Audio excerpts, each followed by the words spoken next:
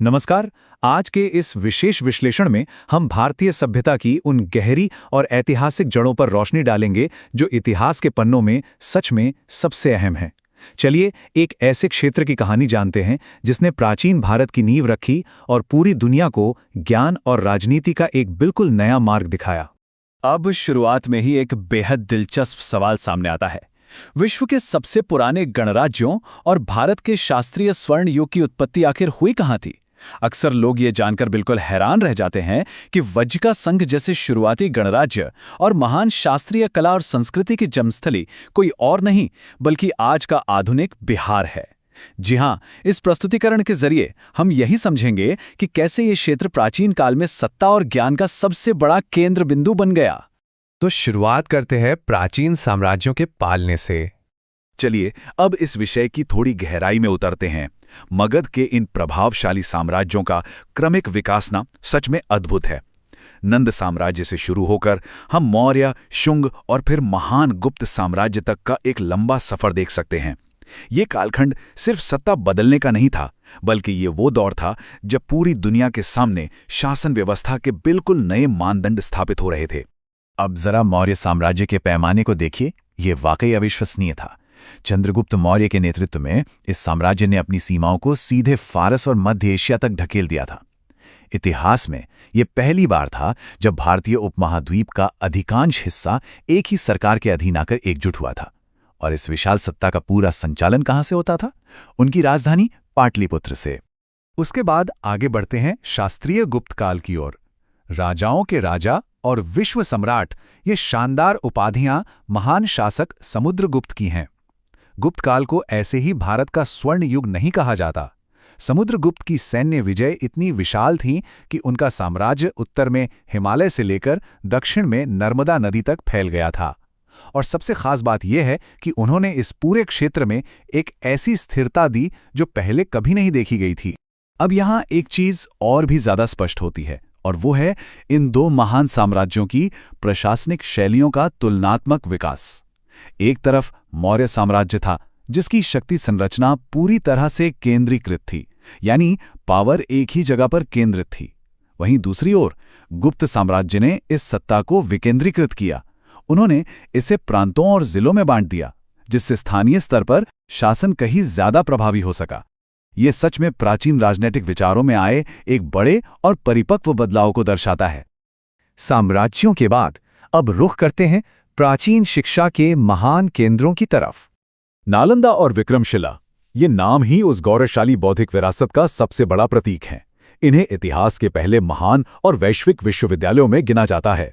450 से 1193 ईस्वी तक लगातार चलने वाले ये संस्थान ऐसे ग्लोबल सेंटर्स थे जहां दुनिया भर से अंतर्राष्ट्रीय छात्र ज्ञान पाने के लिए आते थे।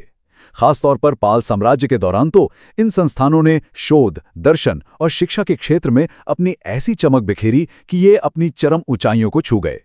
अगर मूल रूप से देखा जाए तो विहार एक बौद्ध मठ या शिक्षा केंद्र होता था, और इन्हीं विहारों ने उन महान विश्वविद्यालयों के लिए आधारभूत संरचना का काम किया जहां भिक्षु और छात्र एक साथ रहकर पढ़ाई करते थे। हालांकि ऐतिहासिक स्रोत हमें ये भी बताते हैं कि 12वीं शताब्दी में आक्रमणों के दौरान इनमें से कई महत्वपूर्ण शैक्षणिक केंद्रों और मठों को भयंकर विनाश का सामना करना पड़ा। इस त्रासदी के कारण ज्ञान का एक बहुत बड़ा भंडार हमेशा के लिए खो गया।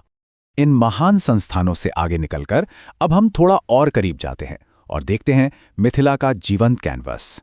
मधुबनी चित्रकला की अनूठी शैली सच में निहायत ही सजीव और आकर्षक है।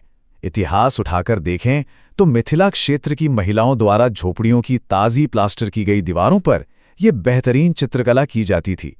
चाहे जन्म हो, उपनयन संस्कार हो या विवाह जैसा जीवन का कोई बड़ा पड़ाव, इस कला के जरिए उन्हें दर्शाया जाता था। इसमें सूर्य, चंद्रमा, तुलसी के पौधे और महाकाव्यों के दृश्यों को इतनी बारीकी से बनाया जाता है कि सच मानिए कैनवस पर 1 इंच भी जगह खाली नहीं छोड़ी जाती।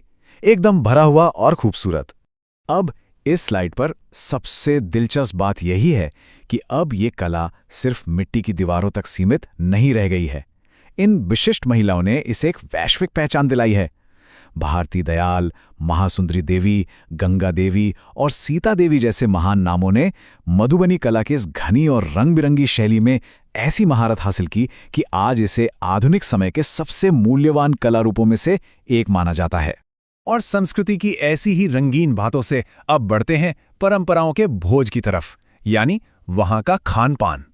यहाँ ध्यान देने वाली बात यह है कि इस क्षेत्र की भौगोलिक विविधता उसके व्यंजनों में पूरी तरह झलकती है। लिट्टी चोखा और कढ़ी बारी से लेके मीठे में खाजा और तिलकुट जैसे व्यंजन बेहद मशहूर हैं। साथ ही पूरे साल डेयरी उत्पादों का भारी उपयोग यहाँ की खासियत है। और क्योंकि गंगा और गंडक जैसी बड़ी नदियां यहाँ बहती हैं, तो मिथिला क्षेत्र में स्थानीय नदी की मछलियों का आहार में शामिल होना यहाँ की एक बहुत ही प्रमुख सांस्कृतिक पहचान बन गया है। ये देखना अपने आप में बड़ा दिलचस्प है कि यहाँ का आहार मौसम की चरम स्थितियों के अनुकूल कैसे एकदम से बदल जाता है। यहाँ का भोजन पूरी तरह से मौसम पर निर्भर है। गर्मियों में जहाँ तरबूज और बेल के शरबत से शरीर को ठंडक और हाइड्रेशन मिलता है, वहीं सर्दियों के कठोर मौसम का सामना करने के लिए तिल और खसखस जैसी गर्म तासीर वाली चीज़ों का जमकर सेवन किया जाता है। एकदम सटीक बदलाव। तो जैसे जैसे हम इस ऐतिहासिक विश्लेषण के अंत पर पहुंचते हैं, एक बहुत ही गहरा सवाल सोचने पर मजबूर कर देता है। जिन मौर्य और गुप्त साम्राज्यों ने शासन की बेहतरीन नींव रखी और जिन नालंदा जैसे विश्वविद्यालयों ने दुनिया भर के ज्ञान को एक जगह समेटा, उनकी गूंज आज भी हमारी प्रशासनिक व्यवस्थाओं, शिक्षा के नजरिए और जीवंत कला में बिल्कुल जिंदा है। तो सोचिए, इस समृद्ध इतिहास को समझना सिर्फ अतीत को जानना कहाँ हुआ, ये तो उस निरंतरता को महसूस करना है जो आज के इस आधुनिक दौर में भी हमारी संस्कृति को दिशा दे रही है।